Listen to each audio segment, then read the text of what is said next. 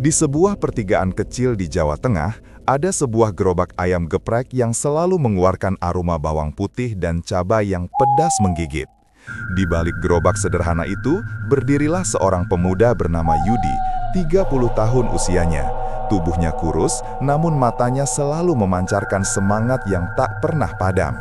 Meski hidup sebatang kara sejak kedua orang tuanya meninggal beberapa tahun silam, Yudi tidak pernah mengeluh. Ia tahu bahwa hidup memang keras, dan satu-satunya cara untuk tetap bertahan adalah terus bekerja, terus berusaha. Gerobak itu menjadi saksi bisu perjuangannya.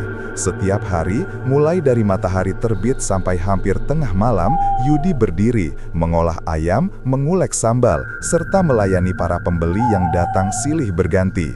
Sambal buatannya terkenal pedas dan nikmat, konon tidak ada tandingannya. Banyak pembeli mengatakan bahwa sekali mencoba, mereka pasti kembali lagi. Karena itulah, meski alatnya sederhana, dagangannya tetap laris. Namun bagi Yudi, jualannya yang ramai belum cukup. Ia ingin sukses, benar-benar sukses. Ia ingin buktikan bahwa meskipun ia hanya penjual ayam geprek, nasib tidak menentukan batasan mimpinya. Di sela kesibukannya, ada satu hal yang selalu membuat Yudi tersenyum, Rina, kekasihnya. Mereka sudah berpacaran hampir 2 tahun. Rina adalah sosok yang lembut, sabar, dan selalu mendukung pekerjaannya. Tetapi cinta mereka tak berjalan mulus. Ayah Rina menolak mentah-mentah hubungan itu.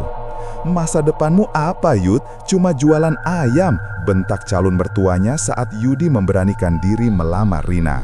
"Rina butuh hidup layak, kamu bahkan untuk diri sendiri saja pas-pasan." Kata-kata itu menusuk hati Yudi lebih tajam dari sembilu. Ia tersenyum kaku, mencoba menahan sakit di dadanya. Tapi sejak hari itu, ucapan calon mertuanya terus terngiang di kepala, seolah mengejek dan menghinanya tanpa henti. Setiap kali melihat gerobaknya, ia selalu teringat perkataan itu. 2 malam setelah penolakan tersebut, Yudi duduk sendirian di emperan tokonya yang belum jadi. Sebuah tempat kecil yang ia rencanakan, namun belum memiliki cukup uang untuk membangunnya. Malam itu, angin bertiup pelan, tetapi perasaan Yudi kacau. Ia memandang tangannya yang penuh bekas luka bakar minyak panas dari pekerjaannya. "Apa benar aku cuma orang gagal?" gumamnya. Tidak lama, seorang teman lamanya, Bagas, datang menghampiri. Mereka pernah bekerja bersama di sebuah warung sebelum Yudi memutuskan membuka usaha sendiri. Bagas melihat Yudi murung, lalu duduk di sampingnya. "Kenapa? Mukamu kayak habis ketelan dunia," kata Bagas sambil tertawa kecil. Yudi menghela nafas panjang. Ia menceritakan semua, penolakan lamaran, ejekan dari calon mertua, perasaannya yang semakin terpuruk. Bagas mendengarkan dengan serius, lalu menepuk bahu Yudi. "Kalau kamu mau maju cepat, ada cara lain," ucap Bagas pelan. "Cara yang gelap, tapi hasilnya cepat, sangat cepat." Yudi menatapnya heran. "Maksudmu?" Bagas menoleh kiri kanan, memastikan tidak ada yang mendengar. Lalu ia berbisik, "Pesugihan. Aku kenal seseorang yang bisa bantu. Banyak orang diam-diam pakai cara ini. Kamu cuma perlu siap dengan syaratnya." Yudi tercekat. Ia pernah mendengar kisah pesugihan ayam, pesugihan kekayaan, berbagai mitos yang menuntut tumbal. Semua itu terdengar mengerikan. Tapi bayangan wajah calon mertuanya yang merendahkan, bayangan dirinya yang ditolak hanya karena miskin, semakin mendorongnya ke sudut gelap pikirannya. "Apa benar cepat hasilnya?" tanya Yudi akhirnya. "Kalau kamu serius, 2 bulan cukup mengubah hidupmu," jawab Bagas yakin. Malam itu Yudi tidak langsung menjawab. Ia pulang ke rumah kontrakannya yang sempit. Di sana, foto mendiang ibunya masih terpajang. Yudi duduk lama, termenung di hadapan foto itu. "Ma, apa aku salah kalau ingin sukses? Aku cuma mau Rina bahagia, aku cuma mau dihargai." Perasaan sakit hati, rasa ingin membuktikan diri, dan tekanan batin memuncak menjadi satu. Dan di tengah kekalutan itu, Yudi mengambil keputusan yang mengubah seluruh hidupnya. 2 hari kemudian, Yudi dan Bagas pergi ke sebuah desa terpencil tidak jauh dari kota.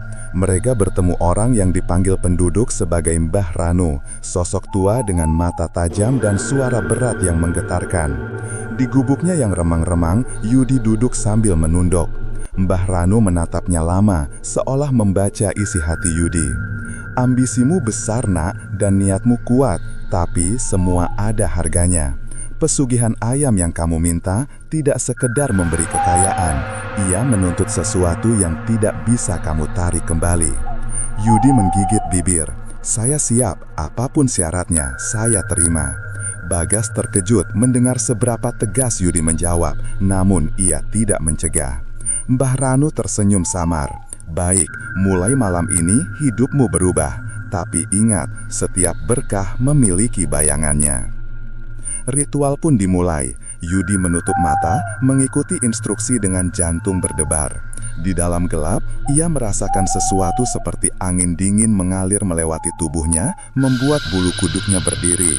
Ada suara lirih yang tidak ia pahami, seperti bisikan dari dunia yang tak kasat mata. Ketika ritual selesai, Yudi merasa tubuhnya ringan, namun pikirannya seperti diselimuti kabut hitam yang aneh.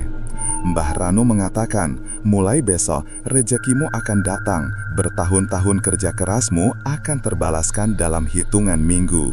Dan benar saja, dalam 2 bulan hidup Yudi berubah drastis. Gerobaknya yang dulu sederhana, kini menjelma menjadi rumah makan ayam geprek besar yang dibangun dari uang yang seolah mengalir tanpa henti. Pembeli membludak setiap hari. Semua orang heran bagaimana Yudi bisa berkembang begitu cepat. Yudi merasa bangga, ia merasa menang, ia bahkan mendatangi calon mertuanya menunjukkan kesuksesan barunya, dan akhirnya lamaran itu diterima. Ia menikah dengan Rina dalam pesta sederhana tetapi meriah. Rina bahagia, calon mertua bangga, semuanya berjalan sempurna. Namun di balik senyum itu, hati Yudi menyimpan sesuatu yang ia sembunyikan dari semua orang. Mbah Ranu pernah berkata bahwa pesugihan ayam selalu menuntut tumbal, dan tumbal itu bukan dirinya, melainkan anaknya kelak. Yudi memilih bingkung. Ia telah memilih jalan gelap dengan sadar. Ia telah menandatangani takdir yang tak bisa dibatalkan. Yang penting baginya pada saat itu hanya satu. Ia telah membuktikan diri. 2 bulan setelah pernikahan, hidup Yudi tampak sempurna dari luar. Rumah makannya selalu ramai. Rina mendampinginya setiap hari, membantu mengatur kasir dan kebutuhan dapur. Senyum Rina selalu membuat hari-hari Yudi terasa ringan. Setiap malam, saat menutup toko, Yudi sering memandang hasil penjualan mereka yang melimpah, nominal yang dulu tak pernah ia bayangkan. Orang-orang sekitar mulai mengenal Yudi sebagai bos ayam geprek sukses yang dulunya cuma pedagang gerobak. Tetangga, kerabat jauh, bahkan orang yang dulu meremehkannya, kini mengangguk hormat setiap bertemu. Calon mertuanya, yang dulu penuh penolakan, kini sering menepuk bahunya bangga, seakan hubungan mereka tak pernah penuh konflik. Di balik semua itu, Yudi diam-diam memelihara sebuah ketakutan. Ia tahu apa yang membuat semua ini terjadi begitu cepat. Ia ingat jelas malam gelap bersama Mbah Ranu. Ingat bisikan yang berputar di telinganya. Ingat kalimat terakhir yang membuat tengkuknya dingin setiap teringat kembali. Rejeki tidak datang tanpa bayangannya, nak.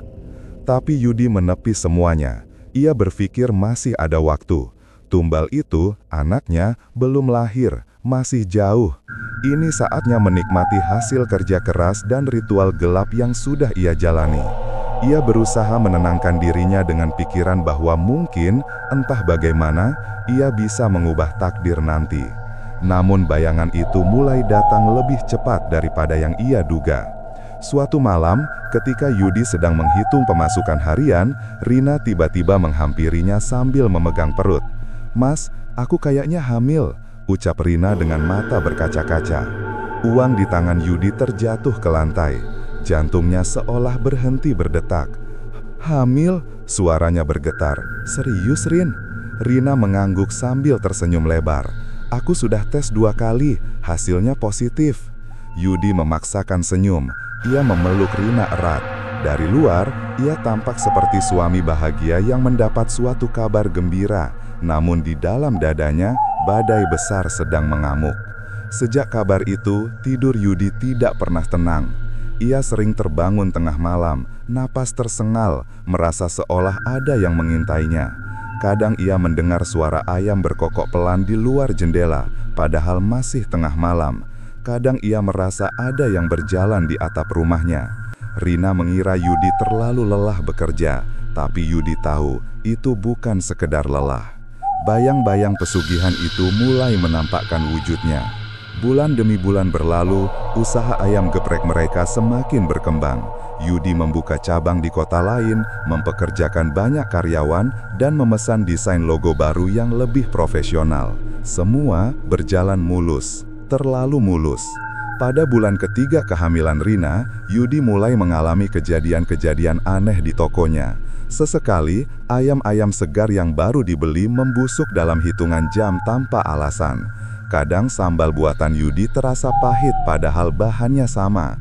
Bahkan beberapa kali, pelanggan melaporkan bahwa ketika mereka mengambil foto makanan, ada bayangan hitam aneh terlihat di belakang Yudi. Bagas yang melihat keadaan itu hanya menggeleng. "Aku udah bilang, Yud, ini baru permulaan," katanya dengan nada khawatir. "Apa ada cara supaya ini nggak terjadi?" Yudi bertanya dengan suara kecil. Bagas terdiam lama. "Pesugihan nggak pernah bisa dicabut, Yud. Kamu sudah masuk terlalu dalam." Yudi menutup wajahnya, pikirannya kacau. Ia ingin membatalkan semuanya, tetapi ia tahu itu mustahil. Di dunia gelap yang ia masuki, sesuatu yang ditukar tidak bisa dikembalikan. Ia sudah menukar masa depan keluarganya. Dan setiap malam, suara-suara itu semakin jelas. Bisikan lirih di belakang telinganya, suara seperti cakaran di dinding, bayangan hitam bergerak cepat di sudut pandang. Yudi berusaha keras untuk tidak terlihat panik di depan Rina. "Mas, akhir-akhir ini kok pucat? Kamu sakit?" tanya Rina berkali-kali. "Enggak, Rin, cuma capek," jawab Yudi sambil tersenyum paksa. Rina tak pernah mencurigai apapun. Ia percaya Yudi bekerja keras demi masa depan mereka. Dan Yudi, dengan semua ketakutannya, tetap berusaha menjaga Rina. Ia tidak ingin istrinya stres saat hamil. Suatu hari, menjelang malam, Yudi pulang dari toko lebih awal. Ia ingin beristirahat dan berharap mimpi buruknya berhenti. Namun ketika ia membuka pintu rumah, suasana terasa berbeda. Rumah itu gelap, hanya diterangi lampu kecil di ruang tamu. "Rina?" panggilnya. Tidak ada jawaban. Yudi berjalan ke kamar. Saat ia menyalakan lampu, ia melihat Rina duduk di lantai dengan wajah pucat, terisak sambil memegang perutnya. "Mas, aku mimpi buruk," suaranya gemetar. Yudi segera memeluknya. "Tenang, Rin, cuma mimpi." Rina menggeleng keras. "Bukan cuma mimpi, Mas. Aku lihat ada ayam hitam besar, matanya merah. Dia bilang anak kita sudah ditunggu. Mas, aku takut." Sekujur tubuh Yudi membeku. Apa yang ditakutinya kini terjadi. Rina mulai melihat hal-hal yang seharusnya hanya ia alami. Yudi berusaha tegar walau wajahnya pucat. "Itu cuma halusinasi orang hamil, Rin. Jangan dipikirin." Namun Rina terus menangis. "Mas, kenapa aku rasa ada yang salah?" Yudi memeluknya lebih erat, menahan getaran di tubuhnya sendiri. Malam itu ia tidak tidur sama sekali. Ia duduk di samping Rina, memegang tangannya, sambil terus memandangi pintu kamar yang entah mengapa terasa seperti diawasi sesuatu dari balik kegelapan. Hari-hari berikutnya menjadi semakin berat. Usaha Yudi yang terus berkembang justru membuat ketegangan dalam dirinya makin menjadi-jadi. Setiap kali menghitung uang, ia merasa seolah ada tangan tak terlihat yang menyentuhnya. Kadang ia melihat kilatan bayangan ayam hitam di cermin dapur. Yudi tak lagi bisa menipu dirinya sendiri. Ia sadar bayangan itu semakin dekat. Ia sadar waktunya semakin sedikit. Ia sadar bahwa pesugihan yang memberinya kekayaan kini sedang menagih janjinya. Dan yang paling menyakitkan, tumbalnya bukan dia, bukan nyawanya, tapi nyawa anak pertama yang bahkan belum sempat melihat dunia. Di malam-malam penuh ketakutan itu, Yudi mulai menyesali semuanya. Namun penyesalan tidak mengubah apapun. Sejak malam mimpi buruk Rina, keadaan rumah tangga Yudi tidak lagi sama. Meski dari luar semua tampak lancar, usaha ramai, uang mengalir, dan Rina memasuki trimester ketiga kehamilan, namun di balik pintu rumah kecil mereka, ketenangan itu perlahan hilang. Ada sesuatu yang mulai tumbuh, sesuatu yang halus tetapi mengerikan, seperti bisikan malapetaka yang menunggu saatnya tiba. Pagi itu, Rina terbangun lebih awal dari biasanya. Udara kamar terasa dingin, hampir menusuk tulang. Yudi masih tertidur di sampingnya, wajahnya pucat, seolah ia habis bertarung semalaman. Rina hendak bangun ketika tiba-tiba ia merasakan tangannya menyentuh sesuatu di selimut. Ia menatapnya. Bulu ayam hitam. Rina menjerit, membuat Yudi langsung bangun dengan mata terbelalak. "Ada apa, Rin?" Rina menunjuk bulu hitam itu dengan tangan gemetar. Yudi membeku, seluruh darahnya seperti berhenti mengalir. "Mas, dari mana ini? Di kamar kita nggak pernah ada ayam." Yudi dengan cepat mengambil bulu itu dan meremasnya gemas. "Gak usah dipikirin, mungkin kebawa waktu aku pulang dari toko," katanya berusaha tenang. Tapi Rina tahu ada yang disembunyikan. Sejak kejadian beberapa minggu lalu, Rina makin peka terhadap keanehan-keanehan yang terjadi. Suara langkah di lantai tengah malam, pintu kamar yang tiba-tiba bergetar, dan tatapan kosong Yudi setiap kembali dari kerja. Ia merasakan sesuatu berubah dalam diri suaminya. Namun, ia tidak ingin membebani Yudi. Ia hanya ingin anak mereka lahir dengan selamat. Yudi menyembunyikan bulu itu di kantongnya. Tapi sepanjang pagi, ia tidak bisa fokus bekerja. Bulu itu bukan sembarang bulu, itu pertanda. Pesugihan itu semakin dekat menagih tumbalnya. Di toko, suasana juga mulai berubah. Beberapa karyawan mengeluh karena setiap malam mendengar suara kokok ayam, padahal tidak ada ayam hidup di sekitar area. Seorang pelanggan bahkan bilang saat memotret Yudi dari jauh, kamera ponselnya menangkap bayangan besar menyerupai ayam hitam berdiri di belakang Yudi. Yudi pura-pura tertawa dan menganggap itu hanya efek cahaya, tetapi dalam hatinya ketakutan itu semakin menjadi. Sore itu, Yudi memanggil Bagas ke gudang belakang toko.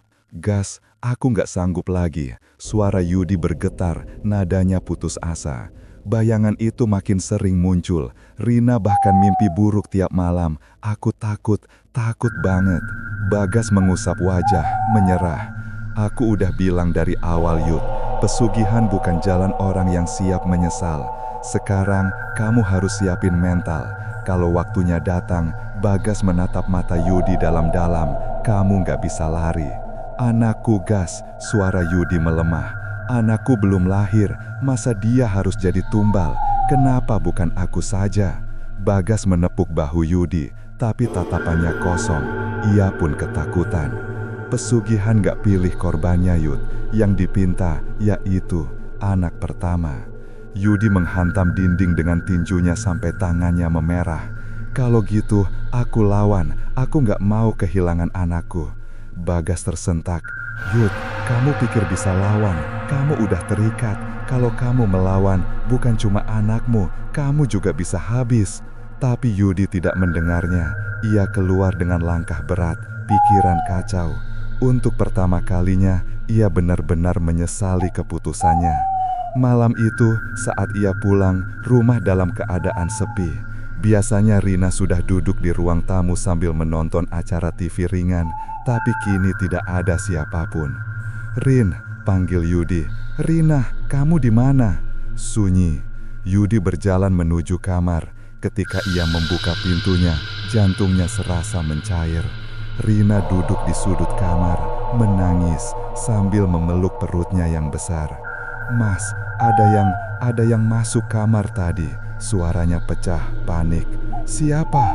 Yudi menghampirinya. Rina menggeleng cepat. "Aku nggak tahu, tapi aku dengar suara kayak langkah ayam. Beneran, Mas, aku dengar suara cakaran di lantai. Terus lampu mati tiba-tiba. Mas, aku takut." Yudi memandang lantai kamar. Benar saja, ada bekas goresan tipis seperti cakaran. Ia merasakan sesuatu merayapi punggungnya, sesuatu yang membuat seluruh tubuhnya dingin. Yudi memeluk Rina erat. "Gak apa-apa, Rin, aku di sini, aku jaga kamu." Tapi hatinya tahu itu bohong. Ia bahkan tak bisa menjaga dirinya sendiri. Beberapa hari kemudian, keanehan semakin menjadi-jadi. Rina mulai sering mengalami kontraksi palsu, padahal belum waktunya melahirkan. Setiap kali kontraksi itu datang, Yudi merasakan udara di rumah seperti berubah dingin, seolah ada makhluk tak kasat mata yang sedang mendekat. Bahkan, kucing liar yang biasanya tidur di depan rumah tiba-tiba mati tanpa sebab. Tubuhnya tergeletak kaku dengan mata melotot ke arah rumah Yudi, seperti melihat sesuatu yang berbahaya.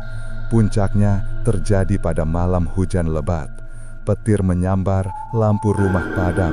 Rina yang sedang tidur tiba-tiba menjerit, membuat Yudi melompat dari tempat tidurnya.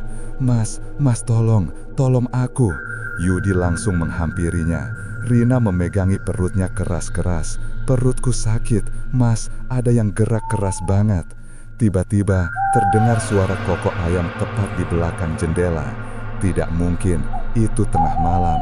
Dan suaranya terlalu dekat, terlalu dalam, terlalu bukan seperti ayam biasa. Yudi berdiri dan membuka tirai jendela perlahan. Seketika ia mundur, matanya membesar, nafasnya tercekat. Di luar jendela berdiri seekor ayam hitam sebesar anjing. Bulu-bulunya kering namun tampak bergerak seperti hidup. Matanya merah menyala, menatap langsung ke arah Yudi, lalu ke perut Rina. Yudi langsung menutup tirai sekeras mungkin dan berlari memeluk istrinya. "Mas, apa itu?" Rina menangis. Yudi tidak menjawab, ia hanya bisa memeluk istrinya sambil gemetar, menahan nafas yang berat. Dalam hatinya, ia tahu tumbal itu sudah datang menagih. Keesokan paginya, Yudi memutuskan satu hal.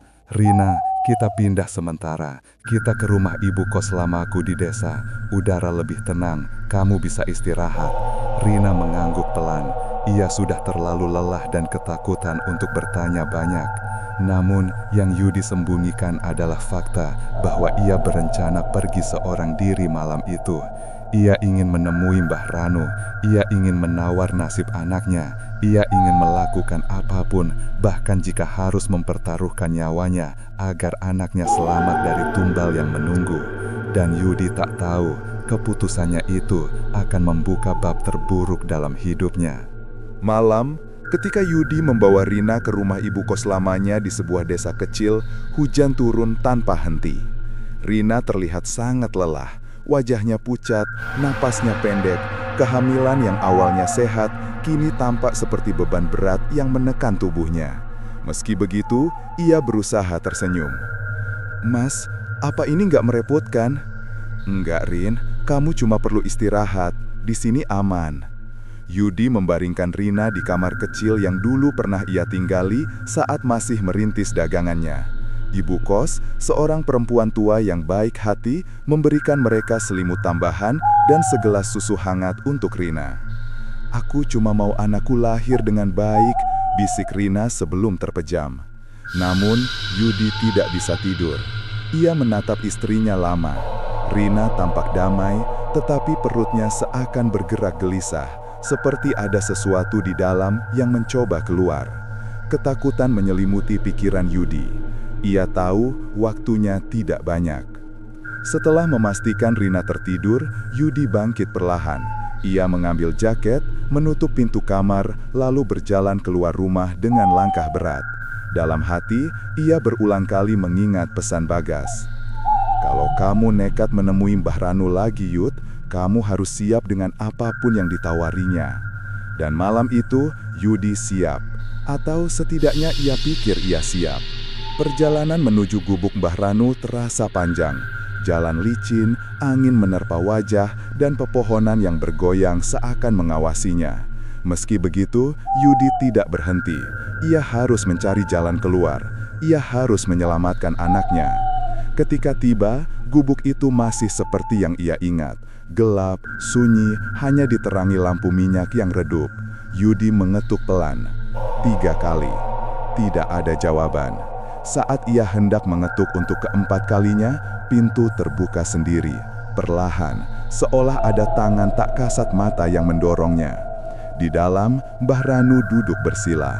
Wajahnya tampak lebih tua, lebih pucat, dan matanya menyala samar seperti bara api. "Yudi," ucapnya lirih tanpa melihat, "aku sudah menunggumu." Yudi tercekat. "Mbah, saya mohon, tolong saya, tolong anak saya." Baru kali itu, Yudi merasa dirinya benar-benar kecil dan tak berdaya. Seluruh keberanian yang selama ini ia paksakan runtuh begitu saja. Ia hampir bersujud di hadapan lelaki tua itu. "Duduklah," kata Mbah Ranu. Yudi duduk meski lututnya bergetar hebat. "Anakmu sudah ditandai," ujar Mbah Ranu. "Tumbal itu tidak bisa diganti." "Saya rela, Mbah," suara Yudi pecah. "Ambil nyawa saya, ambil apa saja, asal anak saya selamat." Mbah Ranu menghela napas panjang, napas yang terasa berat dan penuh beban. "Pesugihan bukan transaksi yang bisa ditukar sembarangan, Nak. Kau sudah diberi rejeki dan bayangannya sedang berjalan mendekat. Anakmu adalah tumbalnya. Itu janji yang sudah terucap meski kau tak mengatakannya dengan kata-kata." Yudi memukul tanah. "Lalu aku harus apa, Mbah? Aku nggak bisa tinggal diam." Hening panjang memenuhi ruangan. Angin dari celah-celah dinding gubuk menyelinap masuk, membuat lampu minyak bergoyang. Akhirnya Mbah Ranu berkata, "Ada satu cara, tapi tidak ada jaminan berhasil." Yudi membungkuk, memohon, "Katakan, Mbah, apapun." Mbah Ranu menatapnya dalam-dalam. "Kau harus memutus ikatan pesugihan itu dari sumbernya. Itu berarti kau harus menghadapi wujudnya secara langsung." Yudi gemetar. Ia tahu binatang itu, ayam hitam raksasa dengan mata merah, telah beberapa kali menampakkan diri, bahkan mendekati Rina. Dan kini ia harus menghadapinya. Jika kau berhasil menahannya hingga fajar, dengan tubuh dan nyawa sebagai taruhannya, ada kemungkinan ikatan itu terputus. "Kalau gagal?" tanya Yudi dengan suara kecil. Mbah Ranu menutup mata. "Bukan hanya anakmu, kau juga bisa hilang." Yudi menunduk lama. Jantungnya berdetak cepat, tapi tidak ada pilihan lain. "Saya siap, Mbah." Senyum tipis muncul di bibir keriput Mbah Ranu. Senyum yang entah berarti simpati atau justru kesedihan. "Baik. Malam ini kau akan menghadapi wujud dari keserakahanmu sendiri." Ketika Yudi kembali ke rumah ibu kos, waktu sudah lewat tengah malam. Langit gelap, angin berhembus kencang, dan entah mengapa udara terasa sangat berat. Begitu membuka pintu, ibu kos berlari menghampirinya. "Yudi, cepat masuk. Istrimu, Rina, dia terbangun sambil teriak-teriak." Jantung Yudi langsung menghentak. Ia berlari menuju kamar. Di dalam, Rina terduduk dengan mata membelalak ketakutan. Napasnya tersengal, keringat membasahi wajahnya. Mas, dia ada di sini," bisiknya lirih. "Ayam itu di pojok kamar." Yudi menelan ludah. Ia melihat pojok kamar, kosong. Namun, hawa dingin aneh terasa menggantung di sana. Rina menangis keras. "Mas, tolong, aku takut." Yudi memeluknya erat. "Tenang, Rin, aku di sini. Aku bakal lindungi kamu." Tapi saat ia memeluk istrinya, Yudi merasakan getaran halus dari perut Rina. Seakan ada yang menendang, bukan sekali, tapi berkali-kali, dan kuat. Seolah janin itu sedang berusaha bebas dari sesuatu yang menariknya dari dunia lain. Ketika Yudi mendekatkan telinga ke perut Rina, ia mendengar suara kecil, suara yang bukan suara bayi, melainkan suara kokok pelan, perlahan namun jelas. Yudi mundur dengan wajah pucat pasi. Rina menatapnya dengan mata penuh ketakutan. "Mas, apa yang terjadi sama anak kita?" Yudi tidak bisa menjawab. Tubuhnya gemetar, napasnya berat. Ia tahu waktunya hampir tiba. Tengah malam itu berubah menjadi titik awal pertarungan hidupnya. Saat angin berhenti bertiup dan seluruh desa tenggelam dalam sunyi mematikan, Yudi merasakan sesuatu muncul dari luar rumah. Langkah, dentuman kecil, lalu suara kukpet, kukpet di tanah basah. Ayam hitam itu datang. Ia menagih janjinya. Ia ingin tumbalnya. Dan malam itu, Yudi harus siap mempertaruhkan nyawanya sendiri untuk melawannya. Setelah pernikahan berlangsung dan usaha ayam geprek Yudi semakin besar, kehidupan yang selama ini ia impikan perlahan terwujud. Ia punya istri yang ia cintai, usaha berkembang pesat, pelanggan tak henti berdatangan, dan namanya semakin dikenal di Jawa Tengah. Toko barunya bahkan sudah membuka cabang kedua, meski umur usaha itu baru beberapa bulan saja. Semua orang memuji kerja kerasnya, memanggilnya pengusaha muda yang inspiratif. Namun hanya Yudi dan satu orang temannya, Bowo, yang tahu bahwa semua itu tidak sepenuhnya hasil kerja keras. Ada bagian dari hidup Yudi yang gelap, yang tak pernah ia ceritakan kepada siapapun, bahkan kepada istrinya sendiri. Setelah menikah, Yudi dan Sari pindah ke rumah kontrakan kecil yang tak jauh dari tokonya. Rumah itu sederhana, tetapi jauh lebih layak dibanding kamar kos yang dulu Yudi tinggali. Sari sangat bahagia. Ia merasa beruntung mendapatkan suami penyayang seperti Yudi. Sementara Yudi, meski bahagia, masih sering terbangun di tengah malam dengan napas terengah-engah.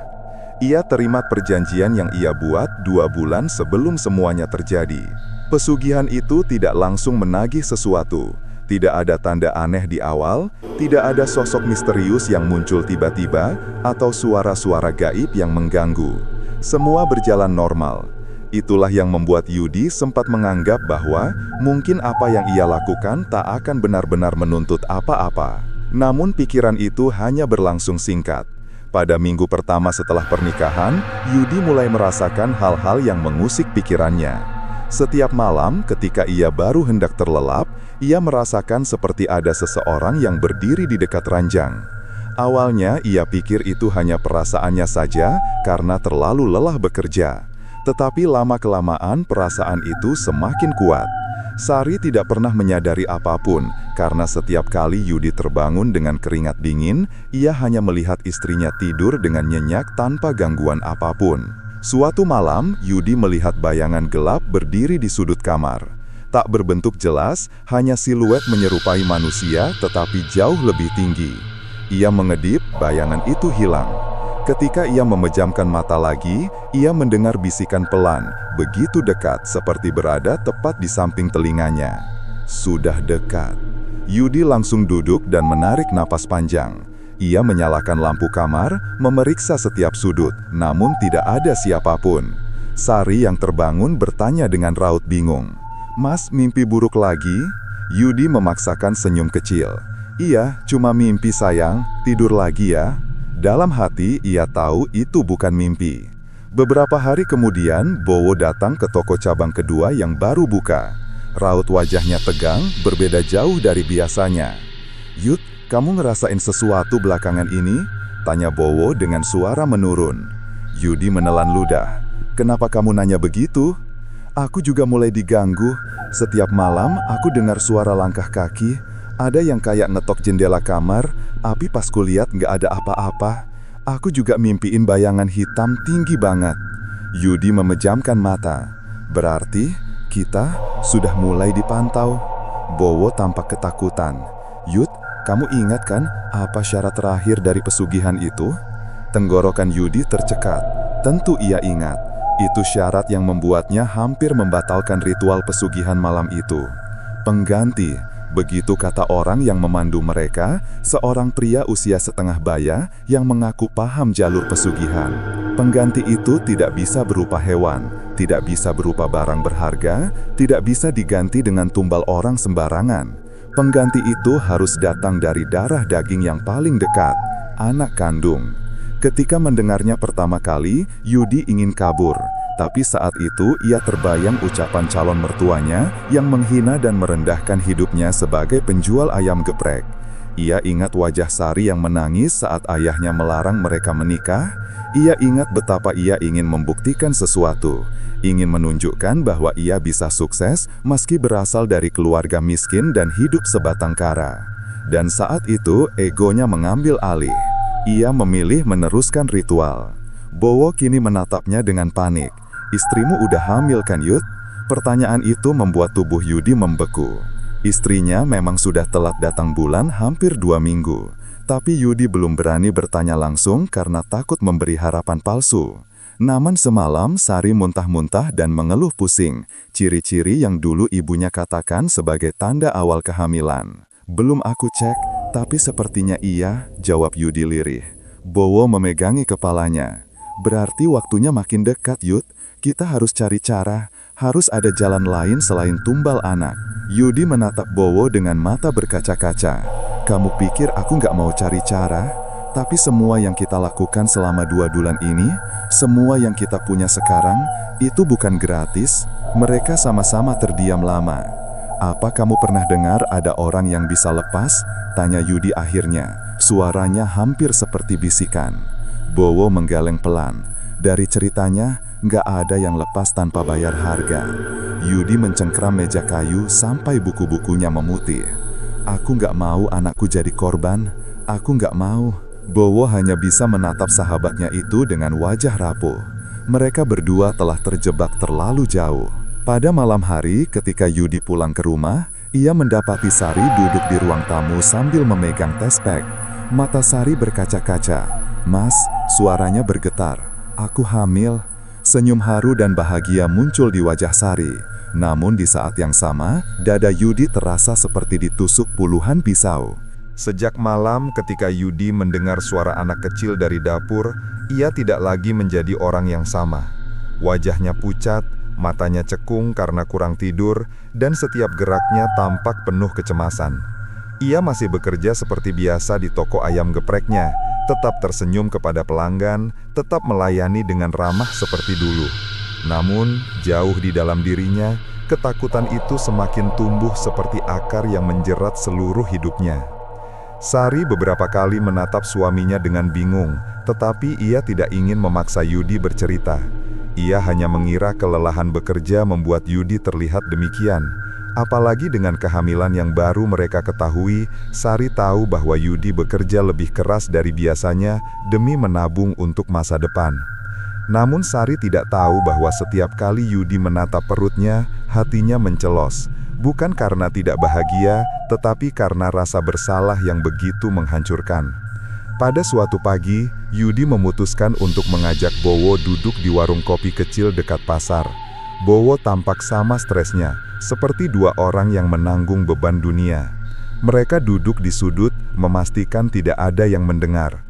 "Boh, tadi malam suara itu datang lagi, suara anak kecil," kata Yudi pelan, tangannya memegangi kepala.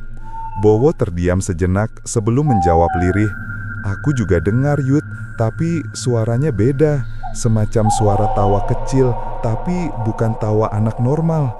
Kayak serak, panjang, dan nempel di telinga." Yudi meremas gelas kopinya sampai tangan gemetar. "Berarti ini bukan cuma ke aku, kita berdua makin dekat ke batas waktu." Bowo menunduk. "Kita harus cari cara keluar, Yud. Kita nggak bisa terus begini. Kalau kita terus diam, semuanya akan diambil. Kamu, anakmu, aku, entah apa yang bakal diambil dariku." Yudi menelan ludah. Ia tahu benar apa yang dimaksud Bowo. Karena dibandingkan dirinya, Bowo belum menikah dan tidak punya anak. Itu berarti tumbalnya bisa saja berupa nyawanya sendiri. "Kita cari orang yang tahu soal pesugihan itu," kata Yudi akhirnya. Suaranya mantap meski hatinya kacau. "Orang yang nganter kita malam itu, dia pasti tahu cara memutus perjanjian." Bowo mengangguk cepat. "Iya, kita harus cari dia." Tapi sayangnya, itu tidak mudah. Malam itu, Yudi menceritakan sedikit kepada Sari tentang mimpi-mimpi buruk yang ia alami. Tentu saja, ia tidak mungkin mengatakan yang sebenarnya. Ia hanya berkata bahwa ia sedang stres dan takut tidak mampu jadi ayah yang baik. Sari memegang tangannya lembut. "Mas, kamu gak harus takut, kita lewati semuanya bareng-bareng." Yudi mengangguk, tapi dalam hatinya ia tahu ia telah menyeret keluarganya ke dalam kegelapan tak terbayangkan. Ketika mereka hendak tidur, Sari tertidur duluan seperti biasa. Yudi masih terjaga, menatap langit-langit kamar yang remang. Ia mencoba memejamkan mata, namun beberapa menit kemudian, ia mendengar bunyi langkah kaki pelan di luar kamar. Ini bukan pertama kalinya suara itu muncul. Tok, tok, tok.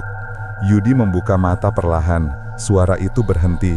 Ia mengedarkan pandangan, mencoba memastikan apakah itu hanya suara dari rumah tetangga. Namun kemudian, terdengar suara lain. Suara helaan napas panjang, sangat dekat. Seakan seseorang berdiri tepat di balik pintu kamar.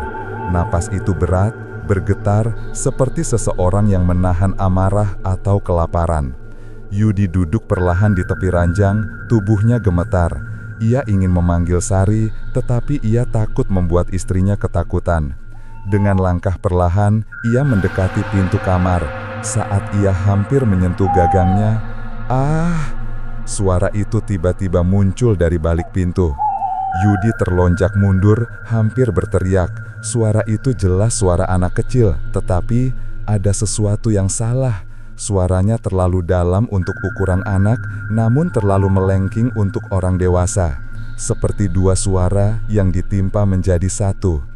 "Ayah, buka, aku mau masuk." Yudi menggeleng cepat, memegang kepalanya kuat-kuat. Tidak, jangan lakukan ini." Namun suara itu justru tertawa. Tawa panjang, serak, dan bergema.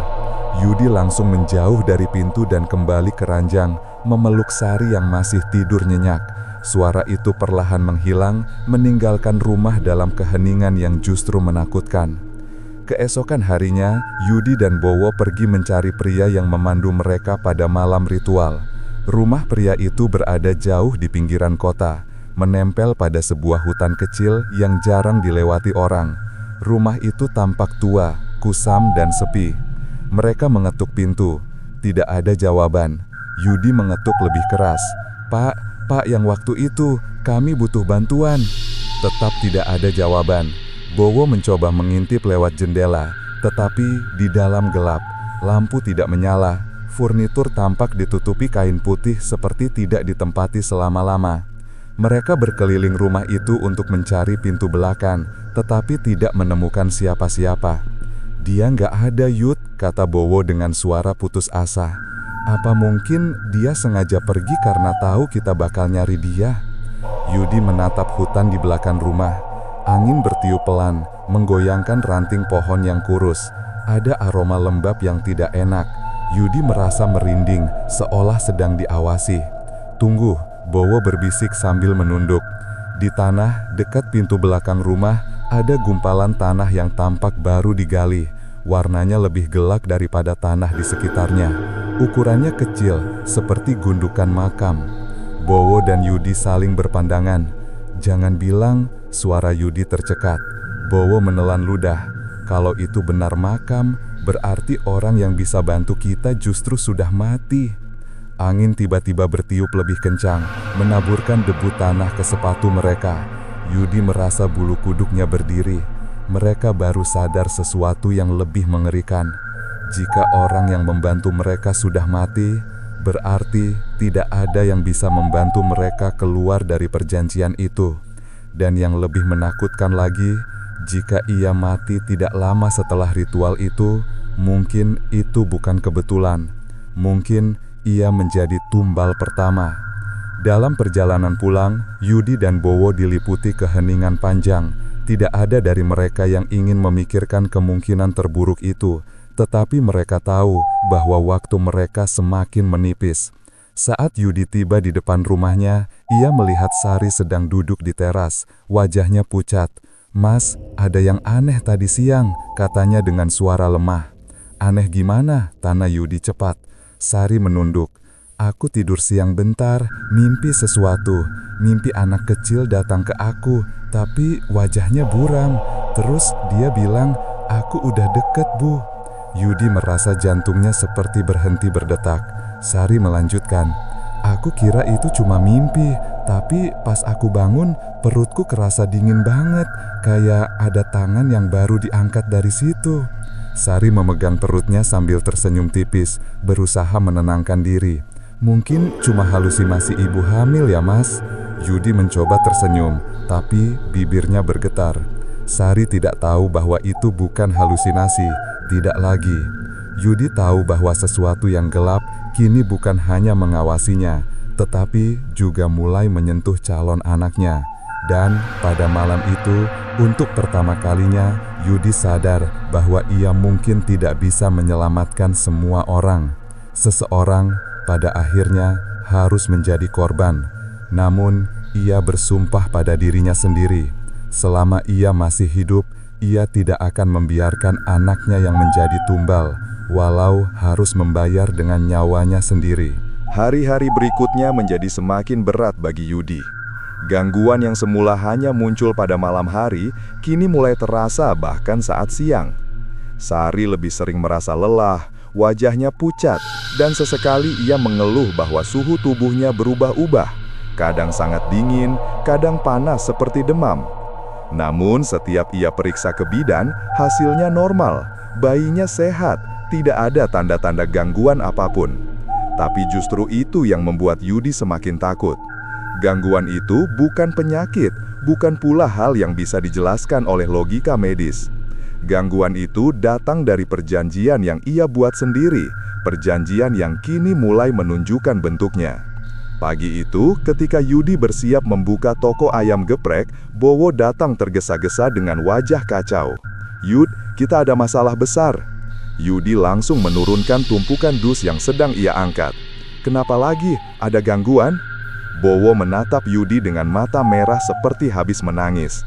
"Aku lihat sesuatu tadi malam, sesuatu yang jauh lebih jelas dari sebelumnya." Yudi menelan ludah. "Kamu lihat apa?" Bowo mengusap wajahnya gemetar. "Aku lihat anak kecil itu, Yud. Aku lihat dia berdiri di pojokan kamar. Tingginya cuma sekitar lutut orang dewasa, tapi kepalanya besar dan matanya hitam, gelap banget kayak lubang." Yudi merasakan darahnya dingin. "Dia bilang sesuatu," lanjut Bowo dengan suara parau. "Dia bilang waktu kita tinggal sedikit. Dia bilang, satu dari kalian harus bayar dulu. Setelah itu baru anaknya menyusul." Yudi membanting tangan ke meja. "Tidak, aku nggak akan biarin anakku jadi tumbal pertama ataupun selanjutnya." Bowo menunduk. "Yud, aku takut. Aku takut kalau yang diambil duluan itu aku." Yudi terdiam, dan untuk sesaat ia tidak bisa menemukan kata-kata yang tepat. Sahabatnya itu tidak punya siapa-siapa, dan pesugihan itu tidak pernah salah memilih korban pertama. Bowo adalah bagian dari ritual yang sama, tapi ia tidak memiliki apapun selain nyawanya. Itu membuatnya menjadi tumbal paling logis. Yudi menatap Bowo. "Aku janji, kita bakal cari cara. Kita nggak akan nyerah."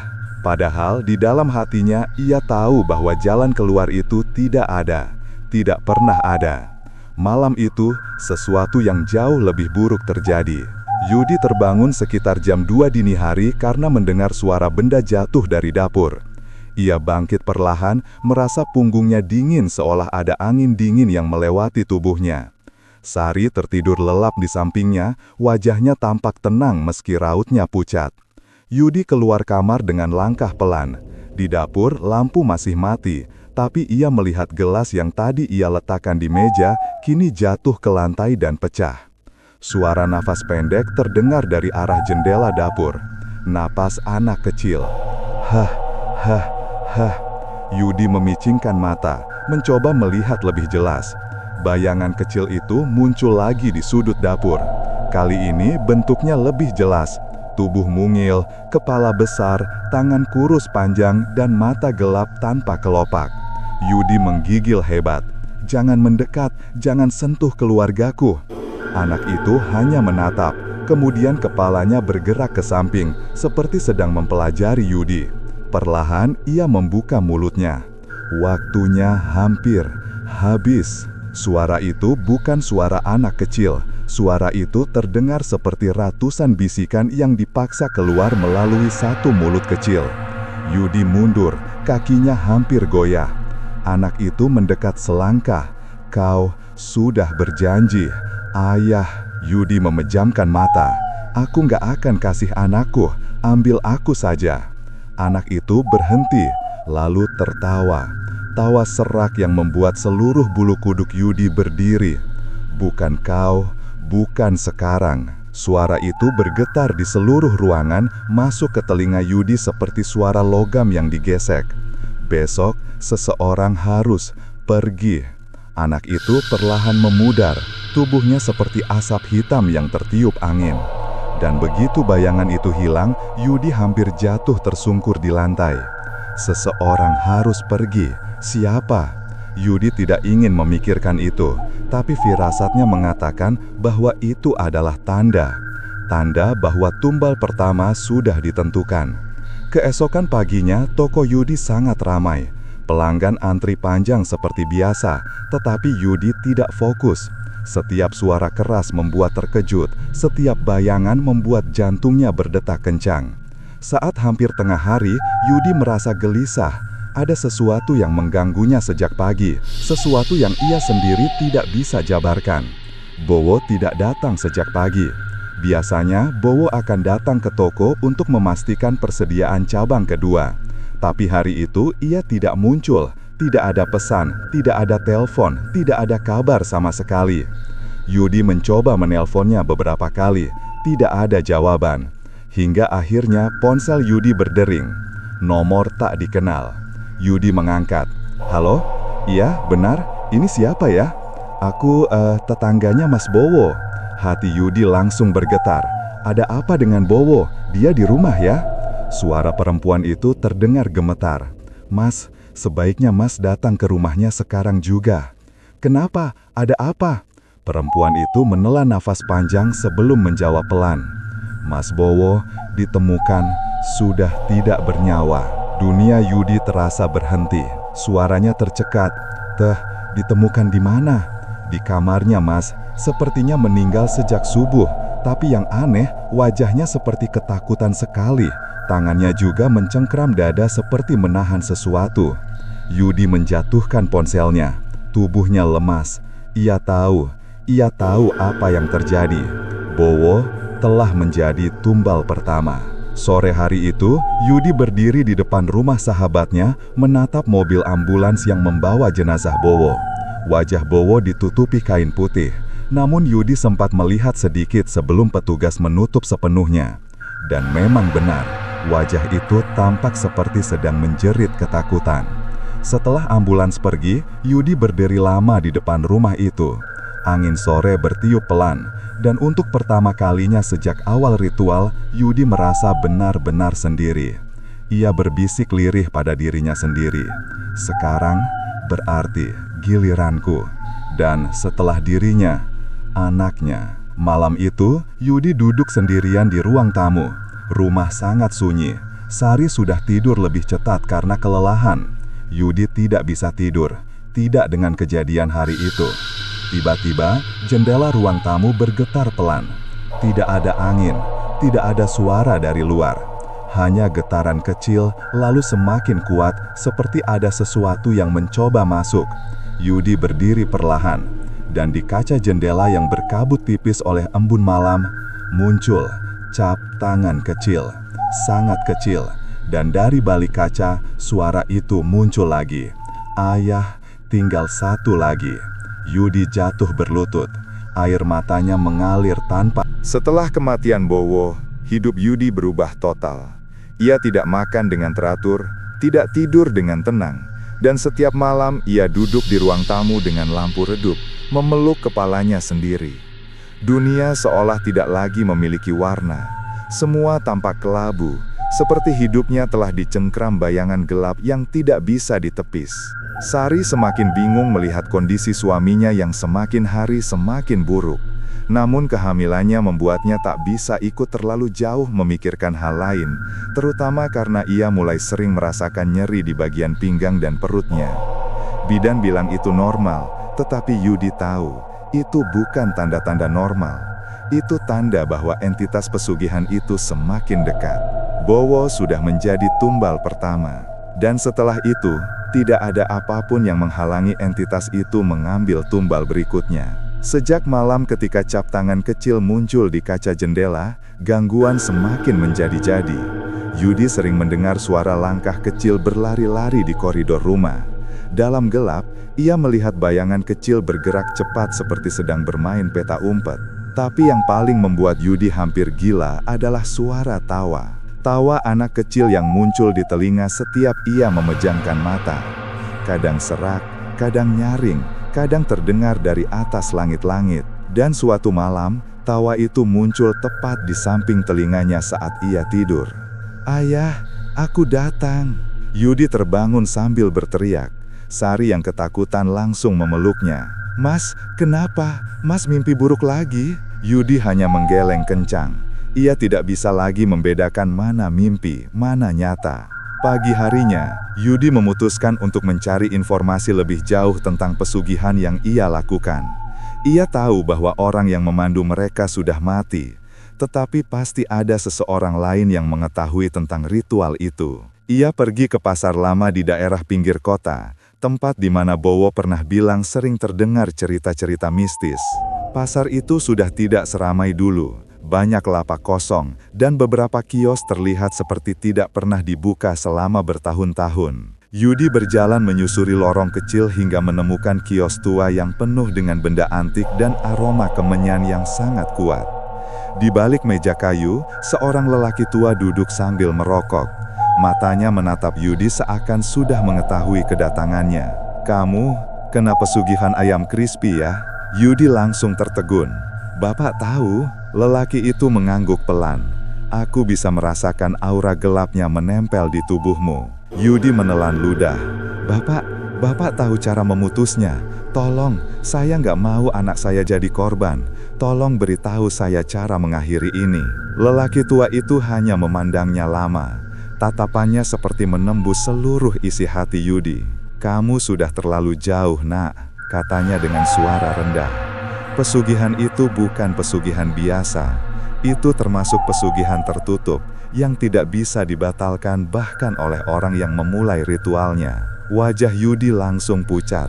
"Tapi harus ada cara. Saya mau bayar apa saja, harta saya, nyawa saya, apa saja, asal anak saya selamat." Lelaki itu meniup asap rokoknya sebelum melanjutkan. "Sayangnya, bukan kamu yang menentukan siapa tumbalnya. Pesugihan itu memilih sesuai perjanjiannya, dan kamu sudah menandatangani perjanjian itu dengan darahmu sendiri." Yudi merasa lututnya lemas. Ia langsung berlutut di depan lelaki itu. "Tolong Pak, saya mohon, ada nggak cara untuk mengalihkan tumbal? Atau biarkan saya yang jadi tumbalnya?" Lelaki itu menggeleng pelan. "Sayangnya, jika kamu memaksa, kamu justru mempercepat tumbalnya." Yudi memegang kepalanya sambil menangis. Ia tidak peduli lagi tentang harga diri, tidak peduli lagi tentang tokoh, uang, atau kesuksesannya. Lelaki itu kemudian menambahkan, "Tapi, ada satu hal yang harus kamu tahu. Pesugihan itu tidak bisa dihentikan, tapi bisa ditunda." Yudi langsung menatapnya. "Ditunda? Berapa lama?" "Sampai entitas itu mendapatkan sesuatu sebagai pengganti sementara. Namun, itu bukan tumbal, hanya penunda waktu." "Apa itu, Pak?" Lelaki itu menatap Yudi dengan tajam. "Darah orang yang menjalankan pesugihan itu, setiap hari, sampai waktunya tiba." Yudi terdiam sangat lama. "Maksud Bapak, saya harus melukai diri saya sendiri setiap hari?" Lelaki itu mengangguk. "Ya, karena selama kamu memberikan hidupmu sedikit demi sedikit, entitas itu tidak akan mengambil hidup yang lain." Yudi merasakan tubuhnya gemetar hebat. Artinya, ia harus melukai tubuhnya sendiri setiap hari untuk menjaga keluarganya tetap hidup. "Berapa lama saya harus lakukan, Pak?" Lelaki itu menjawab pelan. "Sampai waktu melahirkan tiba." Yudi menunduk. Anak itu masih sekitar 6 bulan dalam kandungan. Artinya, Yudi harus melukai dirinya sendiri selama 6 bulan penuh, setiap hari, tanpa jeda. "Itu satu-satunya cara," kata lelaki itu lagi. "Tanpa itu, istrimu dan anakmu tidak akan bertahan lama." Malam itu, Yudi duduk sendirian di kamar mandi. Ia memegangi pisau kecil, tangannya gemetar. Air matanya mengalir tanpa henti. "Aku minta maaf, Sari," bisiknya lirih. Ia menatap bayangannya di cermin. Bayangan seorang suami yang putus asa, seorang calon ayah yang takut, seorang manusia yang mencoba menebus dosa besar yang ia buat sendiri. Dengan tangan gemetar, Yudi menorehkan pisau itu ke lengannya. Luka kecil terbuka, darah menetes perlahan ke lantai kamar mandi. Saat darah itu menyentuh lantai, terdengar suara langkah kecil di belakangnya. Tap, tap, tap. Kemudian, suara itu berbisik pelan di telinganya. "Ayah, aku tunggu." Yudi menahan napas. Tidak lama, suara itu menghilang. Dan untuk pertama kalinya dalam beberapa hari terakhir, rumah menjadi sunyi. Tidak ada tawa, tidak ada langkah kaki, tidak ada bisikan. Yudi tahu itu berhasil, tapi ia juga tahu, mulai malam itu, ia harus mengurangi hidupnya sedikit demi sedikit, demi menunda datangnya sesuatu yang tak bisa ia hentikan. Dan ia tahu betul, ini baru awal. Semakin lama ia menunda, semakin besar harga yang harus ia. Malam itu, angin berhembus pelan seperti membawa pertanda. Langit mendung menggantung di atas desa tempat Yudi tinggal, seolah mengetahui bahwa ada sesuatu yang besar akan berakhir. Pada hari-hari sebelumnya, Yudi tampak semakin murung. Usahanya makin ramai. Toko ayam gepreknya kini sudah punya 3 cabang. Uang terus mengalir tanpa henti. Namun, semakin besar keberhasilan itu, semakin dalam rasa ngeri yang menghantui hidupnya. Ana menyadari perubahan itu. Setiap malam, Yudi sering menatap anaknya yang sedang tertidur, seperti seseorang yang mencoba menghafal wajah terakhir yang akan ia lihat. Ana berkali-kali bertanya apakah ada yang salah, tapi Yudi selalu menjawab dengan senyuman dipaksakan. "Semua baik-baik saja sayang, aku cuma capek kerja." Padahal batinnya hancur berantakan. Malam itu, setelah Ana dan anak mereka tertidur, Yudi duduk sendirian di ruang tamu dengan lampu redup. Ia menutup wajahnya dengan kedua tangan, tubuhnya bergetar menahan rasa bersalah yang begitu berat. Sudah sebulan ini, ia tidak bisa tidur nyenyak karena bayangan perjanjian pesugihan terus menghantuinya. Dalam mimpinya, ia selalu melihat sosok hitam tanpa wajah berdiri di pojok kamar, mengarah pada anaknya sambil menunjuk tajam seperti sedang menagih janji. Yudi tak tahan lagi. Ia bangkit, mengambil jaketnya, lalu keluar rumah. Waktu menunjukkan pukul 2 dini hari. Jalan kecil di depan rumahnya sepi. Hanya terdengar suara jangkrik dan sesekali ayam jago berkokok padahal belum waktunya. Yudi melangkah cepat menuju pertigaan kota, tempat ia dulu berjualan, tempat semuanya bermula, tempat yang, entah kenapa, seperti memanggilnya kembali. Di pertigaan itu, lampu jalan berkedip-kedip seperti mau padam. Disitulah ia pertama kali didatangi temannya yang menawarkan jalan pintas menuju kekayaan. Dan malam ini, ketika Yudi berdiri di bawah lampu remang itu, sosok temannya, Arwan, tiba-tiba muncul dari kegelapan. "Sudah waktunya Yud," suara Arwan berat, lebih serak dari terakhir mereka bertemu. "Arwan, aku nggak mau ini berlanjut, aku mau batalkan semuanya, aku mau lindungi anakku," kata Yudi dengan suara gemetar. Arwan tertawa pelan tapi dingin. "Perjanjian kayak gitu nggak bisa dibatalin begitu saja, kamu tahu itu. Kamu dari awal udah pilih jalan ini." "Aku terpaksa Wan, aku terpojok waktu itu. Aku cuma mau diterima sama calon mertuaku. Aku cuma mau hidup layak. Aku nggak mau anakku jadi tumbal," teriak Yudi dengan nafas terengah. Arwan mendekat, wajahnya tampak berbeda, matanya seperti bukan mata manusia lagi. "Semua orang yang terpaksa pasti bilang begitu, tapi kamu tetap melangkah, dan sekarang waktunya bayar." Tiba-tiba, dari belakang Arwan muncul bayangan tinggi besar, sosok hitam pekat dengan bentuk samar seperti asap yang bergulir-gulir. Suaranya seperti angin kencang di dalam gua. "Janjimu, waktunya ditagih." Yudi mundur beberapa langkah, tubuhnya bergetar hebat. Jangan anakku, ambil aku saja, aku yang salah, aku yang tamak." Sosok itu bergerak mendekat tanpa suara, hanya membuat udara di sekitar mereka menjadi dingin seperti es. Korban harus dari darahmu, itu syaratnya. Yudi jatuh berlutut, air matanya mengalir deras. Ambil hidupku sebagai gantinya. Arwan hanya memandangnya dengan tatapan kasihan yang hampa. Yud, sekali perjanjian ditandatangani dengan tumbal anak, gak ada yang bisa diganti. Kamu harus terima. Tapi Yudi tidak mau menyerah. Ia bangkit dan berlari ke arah desa untuk pulang, ingin menyelamatkan anaknya, meskipun ia tahu ia tidak mungkin melawan makhluk seperti itu. Ketika ia hampir sampai rumah, ia melihat sesuatu yang membuat dadanya seperti ditusuk ribuan paku. Pintu rumah terbuka pelan dan terdengar suara tangisan Ana. Yudi segera berlari masuk. Ana sedang merangkul tubuh anak mereka yang tidak bergerak. Yud, anak kita, dia tiba-tiba berhenti bernafas, Yud. Aku nggak tahu apa yang terjadi. Suara Ana pecah, penuh kepanikan dan kesedihan. Yudi jatuh tersungkur. Dunia seperti hancur di hadapannya. Tubuh kecil anak itu pucat seperti tidak ada lagi kehidupan. Yudi memeluk anaknya sambil menangis histeris, jeritan yang seperti merobek malam. Aku minta ampun, maafin ayah, ini semua salah ayah. Suaranya bergetar, tak mampu mengontrol emosinya. Namun, di balik semua itu, Yudi merasakan sesuatu yang aneh. Udara di ruangan tiba-tiba menjadi lebih ringan. Tidak ada lagi bisikan gelap, tidak ada lagi bayangan hitam mengintai.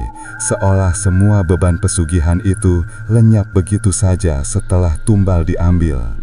Tapi apa gunanya? Kekayaan yang ia banggakan tak lagi berarti apa-apa. Semua toko ayam geprek, semua uang, semua keberhasilan, semua terasa seperti racun yang membunuh dari dalam. Ana menatap Yudi dengan mata yang dipenuhi rasa takut. Yudi, apa yang terjadi sebenarnya? Kenapa selama ini kamu jadi berubah? Kenapa anak kita? Ia tidak melanjutkan kalimatnya, tapi Yudi tahu rahasianya tak mungkin bisa disembunyikan lagi. Yudi mencoba bicara, tapi suara itu tak pernah keluar. Tenggorokannya seolah terkunci, bukan karena ia tidak mau menjelaskan, tapi karena rasa bersalahnya terlalu besar. Dan pada saat itu, Yudi sadar bahwa ia tidak pantas lagi hidup. Beberapa jam menjelang pagi, setelah polisi dan warga berdatangan, Yudi menghilang dari rumah tanpa ada yang mengetahui. Tidak ada jejak kaki, tidak ada tanda-tanda ia pergi kemana. Hanya ada satu surat yang ia tinggalkan di atas meja, ditujukan untuk Ana. Aku mencintaimu, maafkan aku. Aku terlalu tamak, aku tidak bisa memperbaiki semua ini. Tolong, hiduplah lebih baik tanpaku. Setelah hari itu, tidak ada seorang pun yang pernah melihat Yudi lagi. Sebagian warga mengatakan Yudi mungkin kabur karena rasa bersalah. Sebagian lain percaya bahwa makhluk pesugihan itu akhirnya menjemput nyawanya sebagai bagian dari perjanjian yang belum lunas. Dan beberapa orang yang lebih percaya hal mistis mengatakan bahwa Yudi kini menjadi penjaga di pertigaan tempat ia dulu berjualan, tempat ia memulai jalan gelapnya. Toko ayam geprek Yudi masih berdiri, tapi kini dikelola orang lain. Orang-orang berkunjung bukan hanya untuk makan, tapi juga untuk mengingat kisah seorang pemuda yang ingin sukses terlalu cepat hingga mengorbankan segalanya